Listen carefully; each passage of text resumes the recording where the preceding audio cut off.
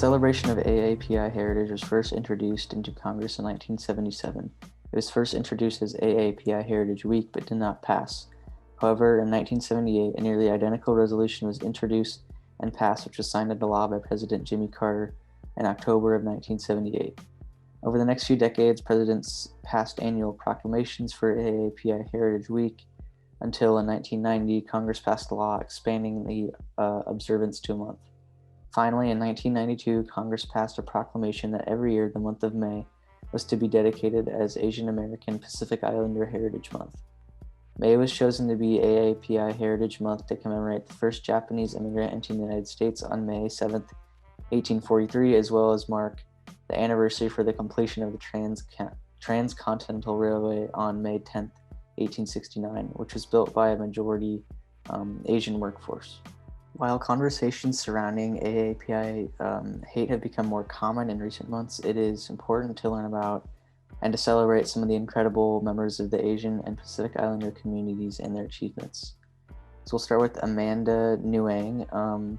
Amanda is an activist, Nobel Prize nominee, and the founder of RISE, a nonprofit dedicated to improving the rights of survivors of sexual assault. As part of her work, she has helped draft multiple pieces of legislation, including one of the few bills in modern history to pass Congress with a unanimous vote.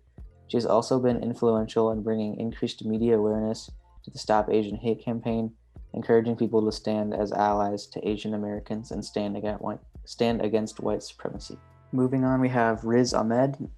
He's an activist, musician, and actor, and has been named the British-Irish Actor of the Year in 2020.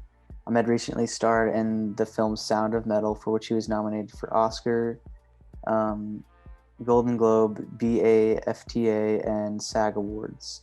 Ahmed is the first Asian man to win an Emmy and the first Muslim to be nominated for the Oscar for Best Actor. As an activist, Ahmed has used his fame to raise money and awareness to refugees and has spoken in front of British Parliament, advocating for increased diversity in media. Ahmed has been named one of Time magazine's 100 most influential people. Connie Woon is the founder and leader of AAPI Women Lead, an organization dedicated to ending gender-based violence and celebrating the leadership of Asian and Pacific American women. Woon has also taught at the University of California, Berkeley, and the University of San Francisco. She has also been featured in media such as Elle, Huffington Post, and NPR. Woon is a 2020 Soros Justice Fellow in recognition of her work of uplifting BIPOC women and gender non-conforming people. Next up, we have E Kraveleo. At the age of 16, she starred in Disney's Moana. She has since gone on to star in productions such as ABC's The Little Mermaid, Live, and All Together Now.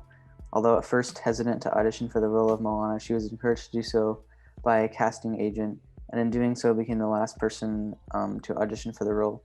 Kraveleo has been nominated for and won multiple notable awards, including a Teen Choice Award and Alliance of Women Film Journalists Award for Best Animated Female. And finally, and my personal favorite, is Hasan Minhaj. He's a comedian and the host of the very popular show on Netflix called Patriot Act, a show in which Minhaj discusses political and cultural topics ranging from the video game industry to mental health. Minhaj has won 2 Peabody Awards, one for his Netflix comedy special Hasan Minhaj, Homecoming King, and one for Patriot Act.